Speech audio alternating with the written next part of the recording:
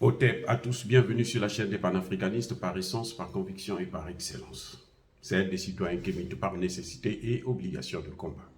Nous sommes une chaîne qui n'est guidée que par nos ancêtres et rien que par les ancêtres qui appartiennent à l'égrégore du monde noir. Par conséquent, nous ne croyons en aucun Dieu venu de l'étranger. Toutefois, cette vidéo n'est aucunement destinée à inciter à la haine ou à la violence, car nous menons un combat qui est d'abord et avant tout spirituel, intellectuel et démocratique. Ensuite, il est politique, géopolitique et géostratégique. Contre l'impérialisme, le colonialisme, le néocolonialisme et l'endocolonat, qui sont tous qualifiés de crimes contre l'humanité. Nous menons ce combat sur la base du principe fondamental que nous avons hérité de nos ancêtres kémites, qui est celui de la Mahat, c'est-à-dire solidarité, vérité et justice. Vous êtes donc en droit de connaître la vérité et nous avons l'obligation de vous dire la vérité, rien que la vérité, afin que justice soit rendue au continent africain. Et ça, c'est notre modeste contribution dans cette noble lutte en faveur de la souveraineté, la dignité, la solidarité et l'unité africaine. C'est exactement ça que nous appelons le panafricanisme.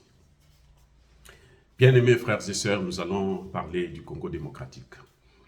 D'abord, il faut que je vous annonce que le village de Bichoucha a été repris des mains de M23 après d'intenses combats avec les Wazalengo. Et nous avons la confirmation encore que, effectivement, comme je vous disais tantôt, Bunagana est tombé dans les mains de Wazalengo. En ce moment, 2000 jeunes de la ville de Bamba sont en train de partir au front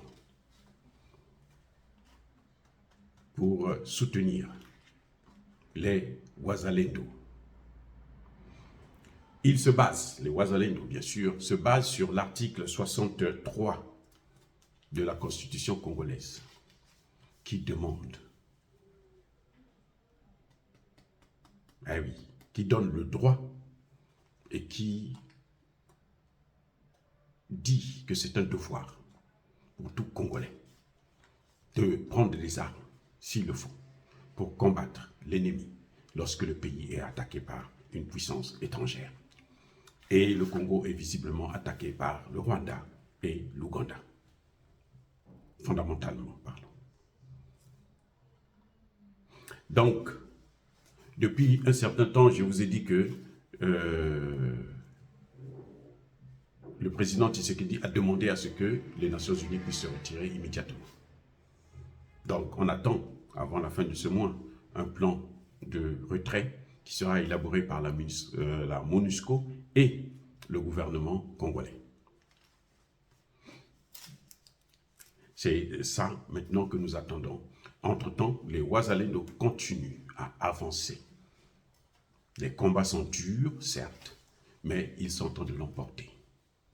Au point où ils se demandent, les gens se demandent maintenant comment, où est-ce qu'ils ont été formés pour avoir une précision aussi forte, pour connaître les techniques de combat.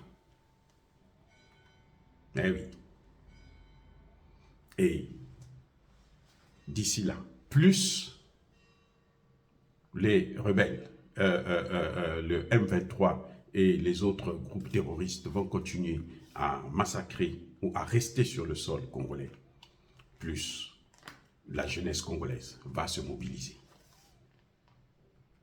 Il y a une semaine, il y avait 400 qui avaient quitté une des villes, le sud du Kivu, pour aller au nord. Et donc là, c'est 2000. Et ça ne fait que venir de partout du territoire congolais. Personne ne peut les arrêter.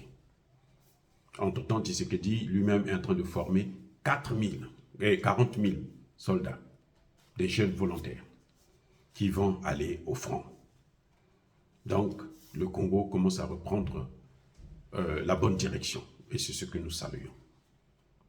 Parce que je veux vous rappeler que cette guerre dans l'est du Zaïre pour les matières premières congolaises a déjà fait au total près de 15 millions de morts. trop, c'est trop. Dire cela, c'est inciter à la haine ou à la violence. Non. Yabako Hervé, il faut que ça s'arrête. Et les Congolais sont prêts à se battre jusqu'au dernier pour sauver leur pays, l'intégrité territoriale du pays, pour éviter faire échec à la balkanisation. Bien-aimés frères et sœurs, encore une fois, soyez bénis, abondamment bénis, par le Dieu des Kémites et par nos ancêtres angélisés. Mais que tous ceux qui persécutent le continent africain le pillent et le déstabilisent, qu'ils soient noirs, blancs, chinois, arabes, indiens ou qui qu'ils soient maudits, punis, foudroyés, neutralisés, écrasés, effacés par le Dieu des Kémites et par nos ancêtres angélisés. Vive l'Afrique éternelle, j'ai dit et j'assume.